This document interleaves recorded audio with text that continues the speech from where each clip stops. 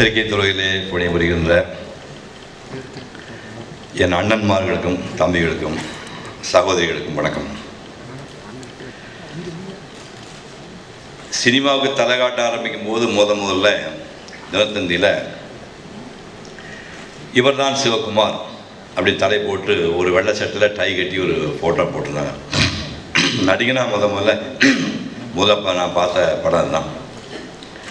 அதை பார்த்தப்போ எப்படின்னு கேட்டால், இல்லை தம்பி, அது ஒரு நேக்கு இருக்குது, ஏவிஎம் அறிமுகம் செய்கின்ற புதுமுகம் சிவகுமாரை படிக்க மாட்டாங்க. இவர் தான் சிவகுமாரை காணாமல் போயிட்டோம்னா திருடனா கைதியா உடனே படிப்பாங்களே, அது ஒரு கிக் வேணுங்காத இவர் தான் சிவகுமார்னு அது ஒரு நேக்கு. அது அப்படின்னா உண்மையிலேயே அந்த இவர் தான் இவர் யார் ஒன்று படத்தை பார்த்து படிச்சுட்டு அப்புறம் தான் கீழே செய்திக்கு போவாங்க. அந்த மாதிரி நுணுக்கத்தோடு தந்தியில் வெளியிட்டாங்க.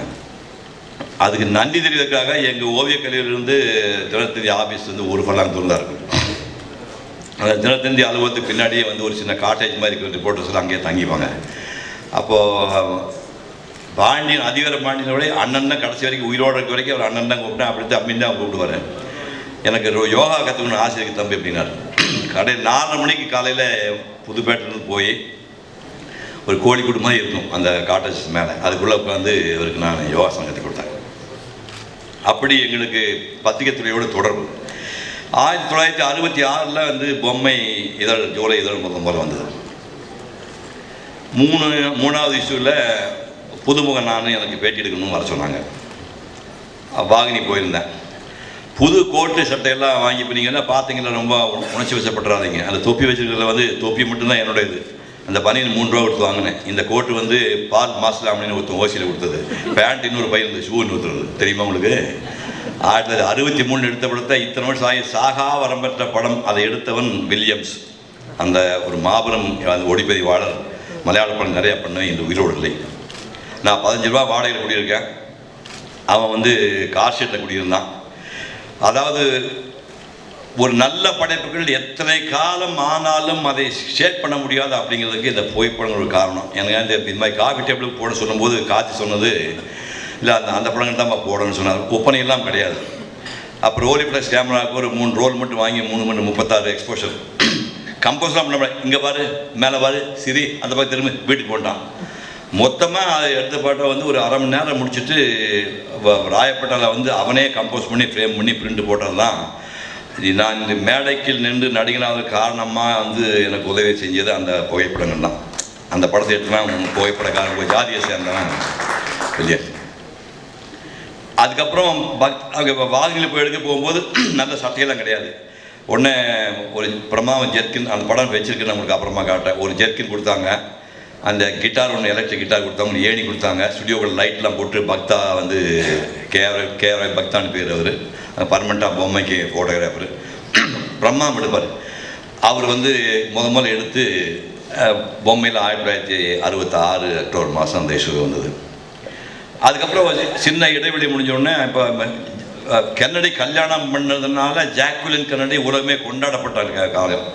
அப்போ ஜாக்குலின் கென்னடி இப்போ இந்த எக்ஸிபிஷனில் இருக்குது, தயவுசெய்து நாளைக்கு கூட இருக்குது, ஃப்ரீயாக இருந்தால் போய் பாருங்கள். ஜாக்குலின் கென்னடியே வரைஞ்சிருப்பேன். அதாவது என்னுடைய படங்களோட சிறப்பு என்னென்னா, இங்கே படங்கள் வந்திருக்கான். அந்த படம் மட்டும் வரல. ஜாக்குலின் கென்னடி வந்து இப்போது எனக்கு வந்து இந்த இடத்துல சப்பியாக இருக்குது. ஜாக்குலினுக்கு வந்து இங்கே பல்ஜாயி இந்த இடத்துல குடி ஒன்று சின்ன குடி இருக்கும். அது அந்த லைனில் நீங்கள் ஃபிட் பண்ணலாம், அந்த குடி இருக்கும். அந்த மாதிரி அதேமாதிரி இப்போ காந்தி படம் இருந்ததுன்னா பாருங்கள், காந்தி படத்தில் வந்து அவுட்லைன்லாம் இருக்குது. எங்கேயுமே அவுட்லைன் இப்படி ப்ரொஃபைல் பண்ணி இப்படி அவுட்லைன் போட்டிங்கன்னா அவுட்லைன் எங்கேயுமே இருக்காது. தோல் எப்படி பெண்டாகி போது வளையுதோ அது மாதிரி லைன்ஸ் இருக்குது. அந்த மாதிரி படம். அந்த ஜாக்குலின் கென்னடி படத்தை போட்டேன். ஒரு அக்டோபர் மாதத்தில் மகாத்மா காந்தி படத்தை முதல்ல வந்து ஆஃப் ஸ்டேட்மெண்ட்டில் பார்த்து உலகம் பூரா பொம்மை தான் அப்போ பத்திரிகையில் ரொம்ப தரமான பத்திரிக்கை.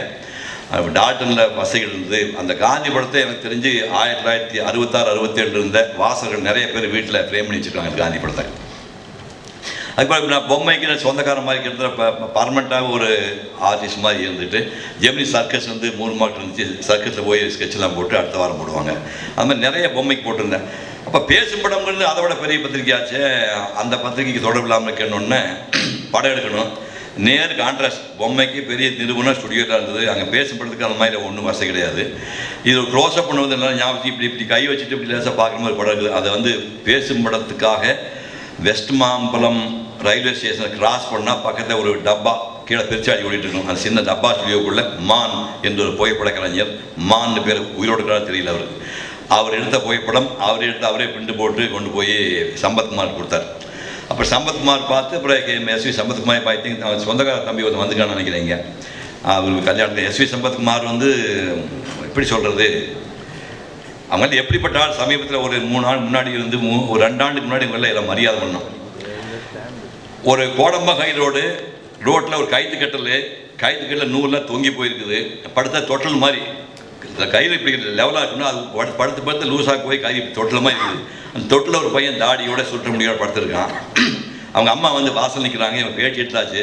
ரொம்ப கஷ்டப்பட்ட குடும்பம்ப்பா, 4 பேர் நல்லா எழுதி எங்களுக்கு கடை தேர்த்தி விடுங்க, கரை சேர்த்து விடுங்கன்னு சொன்னாங்க. அந்த சொன்னவர் ராஜாமணி அம்மையார், படுத்திருந்த சிவாஜி கணேசன். அந்த பேட்டி எடுத்தவர் எஸ்வி சம்பத்குமார். அவர் இந்த பேட்டியெல்லாம் வாங்கி பப்ளிஷ் பண்ணார். அதுக்கப்புறம் நீங்கள் ஒரு சின்ன உதவி பண்ணுங்கன்னு சொல்லிட்டு ஓராண்டு நினைக்கல, ஒரு மாதத்துக்கு 2 படங்கள் பாப்புலர் ஹீரோயின்ஸ் வந்து லைன் டிராயிங் போட்டு அது தொடர்ந்து அது ஒரு கிட்டத்தட்ட 1 வருஷத்துக்கு கிட்டத்தட்ட ஐ திங்க் 12 மாதத்துக்கு மேலே அது தொடர்ந்து வந்துட்டு இருந்தது. அப்படி ஒரு காலகட்டம் பத்திரிகையோடு தொடர்ந்து இருந்துச்சு.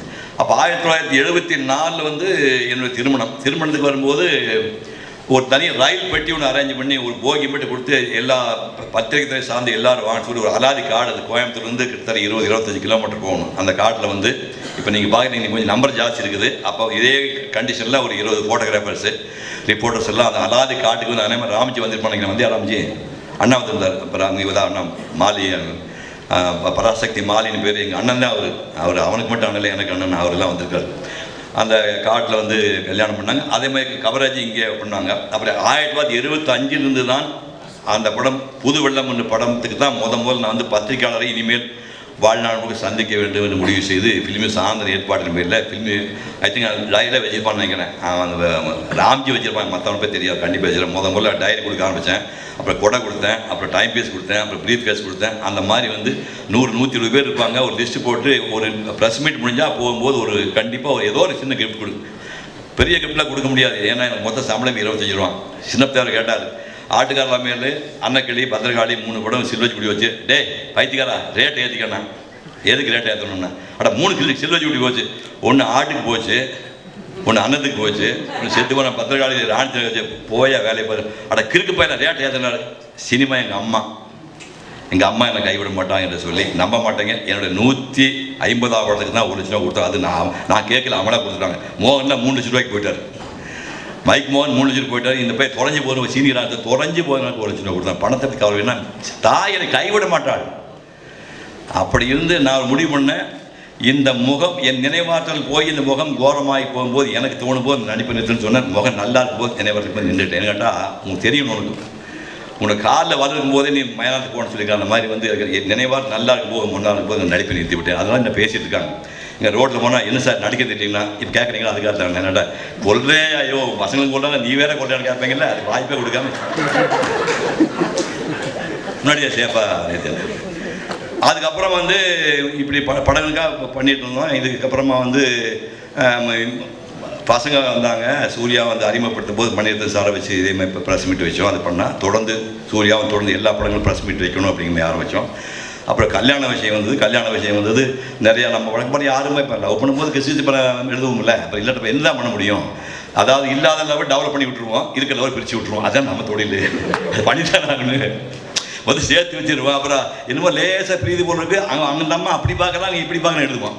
அப்புறம் லேசாக இருக்குதுன்னா அப்படியா சேர்த்து வைப்போம். நம்ம தொழில் வேறு பணியில் ஒன்றும் முடியாதுல்ல, இப்படி பல சேர்த்து விட்டுருக்கா, பல பிரித்து விட்டுருக்கா, நம்ம ஒன்றும் பண்ண முடியாது. அதில் அப்படியே ஜாடமான எழுத ஆரம்பிச்சு அப்புறம் அந்த இது அப்படியே கெமிஸ்ட்ரி ஒர்க் பண்ண வச்சு கல்யாணம் பண்ணிச்சிட்டிங்க. ரொம்ப சந்தோஷம். நல்லா இருக்காங்கய்யா, உங்கள் புனிதர் நல்லா இருக்காங்கய்யா, பாட்டிட்டு போங்கய்யா, நல்லா இருக்கு போகிறாங்க, அது நல்லா இருக்கானுங்க. நான் எப்பவுமே சொல்கிறேன் எப்படின்னா, இப்போ காலம் மாறி போச்சு. அப்போ அந்த காலத்தில் எப்படின்னா அரேஞ்ச் மேரேஜ் பண்ண தான் ரொம்ப யோக்கியம், பாதுகாப்பு. லவ் மேரேஜ் பண்ணால் பைத்தியம், ரிவர்ஸ் ஆகி போச்சு. இப்போ அரேஞ்ச் மேரேஜ் காத்தால பண்ணால் சாயங்காலம் டைவர்ஸ் கேட்குறாங்க. அதெல்லாம் நீங்களே பெட்டர்ப்பா தம்பிகளா, நீங்கள் எல்லாம் 10 வருஷம் ஆகிட்டீங்க, நல்லா இருக்குண்ணா, அவ்வளோதான் வச்சுருந்தேன். நான் என்ன சொல்கிறேன்னா, இனிமேல் வந்து நல்லா ஞாபகம் வச்சுங்க, அரேஞ்ச் மேரேஜெல்லாம் இனிமேல் இருக்காது. இன்னொரு 10 வருஷம் இப்போவே இருக்காது, 10 வருஷம் இருக்கவே இருக்காது. ஏன்னா எல்லாம் படிச்சுட்டாங்க, எல்லாம் வேலைக்கு போகிறாங்க, சின்ன குழந்தைகள 25 வயசு 30 வயசு ஆகி போச்சு. வாழ்க்கையில் என்னன்னு தெரியும், சுயமாக சம்பாதிக்கிறாங்க, சுயமாக யோசிக்கிறாங்க, தனக்கு யார் வேணும்னு முடிவு பண்ணுறாங்க. அப்படி கல்யாணம் பண்ணி மச்சு பெட்டுறது பட் உங்களுக்கு என்ன சொல்கிறேன்னா, இப்போ கல்யாணம் பண்ணுறேன், நாளை காலையில் கல்யாணம் பண்ணுறேன், எல்லாருக்குமே கையெழுத்து கும்பிட்றேன். லவ் மேரேஜ் பண்ணால் காலமுறை சந்தோஷமாக வாழலாம் என்று நீங்கள் வாழ்ந்து காட்டுங்கள். உங்களுக்கு சொல்ல வாழ்ந்து காட்டுங்கள். ஏன்னா இனிமேல் வந்து அரேஞ்ச் மேரேஜ் ஒழிய போகுது. அப்போ லவ் மேரேஜ் பண்ண உங்களுக்கு பொறுப்பு ஜாஸ்தி இருக்குது. நீங்கள் வாழ்ந்து காட்டுங்கள். நாங்கள் லவ் பண்ணி கல்யாணம் பண்ணோம், 45 வருஷம் சேர்ந்து வாழ்ந்தோம், வாழ்ந்து காட்டுங்கள். உங்களுக்கு எல்லாம் கையெழுத்து கும்பிட்றேன். அதே இப்போ அடுத்த தலைமை நான் சொல்லக்கூடிய விஷயம். அதுமாதிரி அது முடிஞ்சது. கார்த்தி படத்துக்கு வந்தான், நம்ம அவனுக்கு வந்தாங்க, அவனுக்கு பர்ஸ் மீட் வச்சிங்க, எல்லாம் பண்ணீங்க. எந்த அடிப்படையில் பார்த்தாலும் இன்னைக்கு வந்து மகாபாரதம் பேசினேன், அது மீடியா தானே உங்களுக்கு. 80 கண்ட்ரி கேட்ட விஜய் உண்மையாக சொல்லுங்கள், என்ன பண்ணீங்கன்னா 80 கண்ட்ரி உலகத்தில் 80 நாடுகள் இங்கே வந்து யூனியன் டெரிட்டரின்னு சொல்லிட்டு மாலத்தீவு பக்கத்தில் இருக்காங்க, வெறும் ஐலண்டு. அந்த அங்கே தமிழ் பேசுகிறான்னு அங்கேயும் மகாபாரதம் ரிலீஸ் பண்ணுங்கிறாங்க. இப்படி அதாவது 50 வருஷம் 100 வருஷம் மேடையில் பேசுனதா இருக்கிறாங்க. 5000 மேடை ஏறி பேசுனதா இருக்கிறாங்க. நான் பேசுனது இந்த 10 ஆண்டுகளில் 24 மீட்டிங் கூட இல்லை. நான் பேசுகிறது 14 உரைகள் தான். 14 உரைகளும் டெலிகாஸ்ட் ஆகிடுச்சு. 14 10 தான் இன்றைக்கி அனைவன் சாயங்காலம் அனைவன் உங்களுக்கு கணக்கு கொடுப்பான்னு நினைக்கிறேன். 14 10 செலக்ட் பண்ணியிருக்காங்க. இதில் என்னென்னா இந்த மீடியாலாம் ஹெல்ப் பண்ணுது. அதே மாதிரி இப்போ பின்னாடி வச்சுருக்கீங்களே, இதெல்லாம் நல்லா ஞாபகம் வச்சுங்க. இப்போ சூர்யா கார்த்தி குடும்பத்தை குழந்தை கூட்டிகிட்டு போய் மத்தியானம் லஞ்சு சாப்பிட்டோம்னா 15,000 வருது. சத்தியமாக அது குறையாது. இந்த ஹோட்டலாம் இன்னும் ஜாஸ்தி வருங்க, இன்னும் ஜாஸ்தி வரும். ஒரு 8 குழந்தைய சாப்பிட்டீங்கன்னா 15,000 வரும். கன்னியாகுமரியிலேருந்து டெல்லி வரைக்கும் தெருவில் படுத்து இருக்கிற தண்ணியை குடிச்சு, ரோட்டை படுத்து, குழாயில் வாடி குடிச்சிட்டு நான் 7 ஆண்டுகள் நான் வாழ்ந்த வாழ்க்கை, 7,500 ரூபாயில் வாழ்ந்த வாழ்க்கை இந்த பிறவில் கிடைக்கவே கிடைக்காது. இந்த ஓவியங்கள் பின்னாடி வச்சுக்கிங்களேன், நான் ரொம்பவும் கர்வத்தோடு சொல்லுகிறேன். நான் பெரிய நடிகன் சொல்லவே மாட்டேன். நேற்று கூட பார்த்துருப்பீங்க, பெரிய நடிகன் சொல்லவே மாட்டேன். இது கர்வத்தோடு சொல்லுகின்றேன். இங்கே எல்லாம் இங்கே ஆர்டிஸ்ட் இருக்கிறீங்க, மீடியா ஆர்டிஸ்ட் இருக்கீங்க, கர்வத்தோடு பெருமையோடு சொல்லுகின்றேன். 74 மணியம் இருக்காரு, ஜெயராஜ் இருக்காரு, கோகுல் சார் இருந்தார். ஒரு ஆள் வந்து எந்த விதமாக எதிர்பார்ப்பும் இல்லாமல் என்னுடைய வீட்டுக்கு நாளைக்கு வாங்க நோட் எடுத்து கூட ஒரு 1000 பென்சில் ஸ்கெட்சில் 1500 இருக்குது. ஒரு 25 நோட்டு இருக்குது, மொத்தம் 25 நோட்டு பென்சில் ஸ்கெட்ச் இருக்குது. வகுப்பில் வந்து இப்போ நியூடு மால் கிண்டல் பண்ணானே, டேய் எல்லாம் உன்னை பேசிக்கிறேன், பார்த்துக்கிறேன், ஓகே போயில. அந்த மாதிரி வந்து அழகான படங்களும் உண்டு, ஒரிஜினல் மாடலும் உண்டு. அதில் வந்து ஒரு 200 படம் இருக்குது. இந்த ஸ்பாட்டில் வரைஞ்சி ஒரு 200 இருக்குது.